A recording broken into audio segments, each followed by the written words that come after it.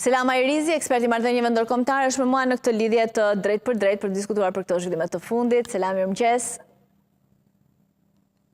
Përshëndetje Esmeralda.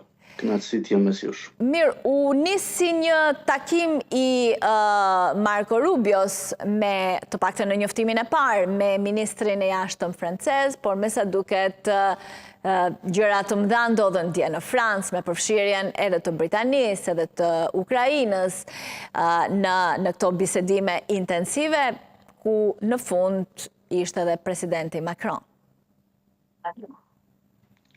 Po, si që thatë të Britanisë dhe Ukrainës, mirë po dhe Gjermanisë, po, sa arruam këshilltarin e kancelarit Scholz. Absolutisht, të cilët ishin të ftuar vërtet në momentin e fundit, paka shumë nga vetë presidenti Macron.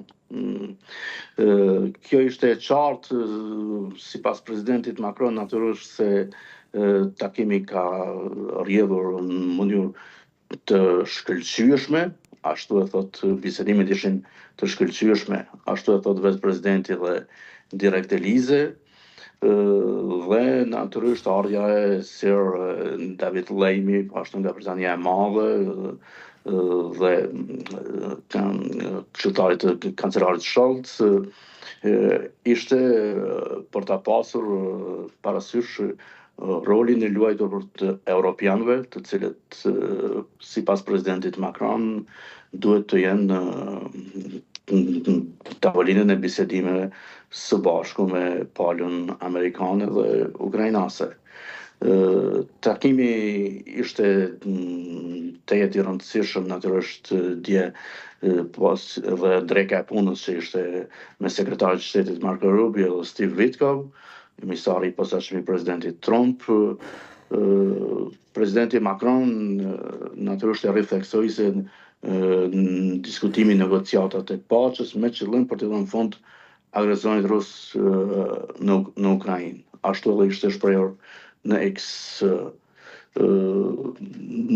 Franca gjithmonë, sipas presidentit Macron, e ka mbështetur nismën e presidentit amerikan Donald Trump, se gjithë kemi dëshirën e njëjtë për paqë, dhe është rëndësishme të theksohet se ai e thot në formë të hapur se të gjithë e mbështesin propozimin e presidentit Trump për të dhënë fund luftës në Ukrainë sa më shpejt të jetë e mundur. Kështu shpreh dhe në X.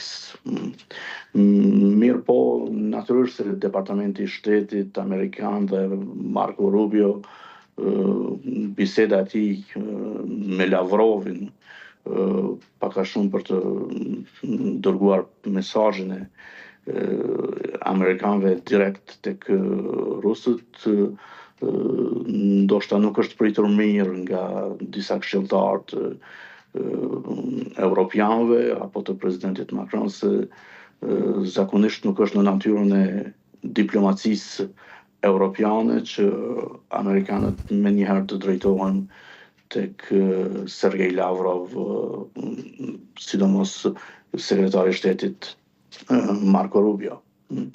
Mirë po, sipas këshilltarit të presidentit Emmanuel Monet, cilën e pam dhe në fotot që ju qarkullanit, ministri i punëve të jashtme të Ukrainës, zoti Sibia, është po ashtu ndalur i kënaqur që bisedimit ishin